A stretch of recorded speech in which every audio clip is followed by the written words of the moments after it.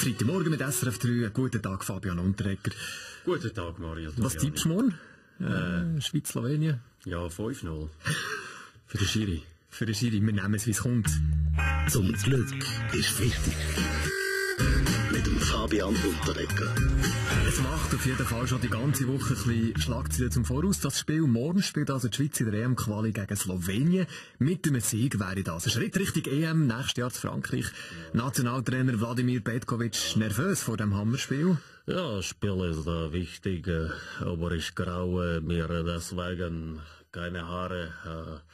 Wie alle afrikanischen Mannschaften, Slowenien spielt mit einer 3-4-2-1, 5-6-8, 12 System, welches uns sehr steht. Wie bereitet man sich denn taktisch vor auf so ein Spiel? Habt ihr am Fernsehen alle Slowenien-Spiele analysiert? Oh, nein, auf Teletext. SRF-Sportmoderator Rainer Maria Salzgeber. Wir übertragen bei SRF das Spiel ja live mit einer gigantischen Rahmenberichterstattung. Ja, nein, wir bringen ob der Nene der ganze Match in HD-Zeitlupe. Das tiert dann bis am Morgen um 4 Uhr. Und vorher werden wir aber am Nachmittag um 3 alle Spiele von Slowenien von 1991 bis heute in einer Zusammenfassung zeigen. Das sind genau 614 Matches mit 516 Goal, 436 Corner, 1331 Freistöße und 5601 Auswechslungen. Fantastisch, sage ich da. Das ist doch gut. Fußball total. Und das alles natürlich mit mir, das ist doch Wir so. sind sehr dankbar um das Angebot, Herr Salzgeber. Ich meine, wir sind ja froh. Wer will schon die Schweizer Nationalmannschaft verpassen, Christoph Mörgeli?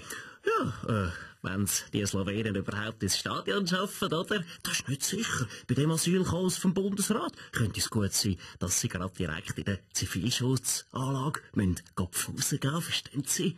Ordnung muss sein, Ordnung muss sein. Anderes Thema in den Schlagzeilen diese Woche, ihr habt es gelesen, ab dem 1. Januar soll es ein nationales Register mit den Namen von allen Schwarzfahrern geben. Ja. Grüner Nationalrat Bastien Giraud nützt das im öffentlichen Verkehr wirklich. Nein, wir sind dagegen. Die Kriminalisierung vom Verkehr bringt nichts. Der öffentliche Verkehr muss für alle da sein. Und wir von den Grünen verlangen schon lange an den Billetautomaten auch Tickets für Schwarzfahrer. Aber fahren wirklich so viele Leute mit dem öffentlichen Verkehr? Tennisass Roger Federer, bei euch kann ich mir das fast nicht vorstellen.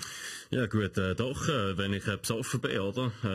Dann auch mit den Kindern unterwegs bin, dann kann das schon vorkommen. Ja, wieso mit den Kindern? Ist doch das Auto wirklich praktischer? Ja gut, nein, sicher nicht, oder? Ich kann dann immer in dem Gedränge vom Tramli heimlich aussteigen und bei der nächsten Garage kannst du einen Mercedes kaufen und heimfahren, oder? Die Mekka merkt das nie, die ist immer so mit unseren 7 schreienden Kindern beschäftigt und ich endlich mal meine Ruhe, oder? An der Haltestelle stehe ich dann wieder vor der Tür, das wäre überhaupt nicht gesehen, oder? Sehr simpel. Simon Ammann mit dem ÖV unterwegs ins Training? Ja, auf jeden Fall. Seit über 30 Jahren. Jeden Tag.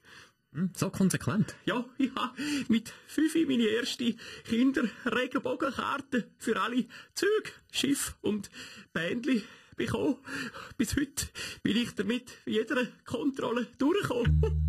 Zum Glück ist Freitag. Mit dem Fabian Unterreger.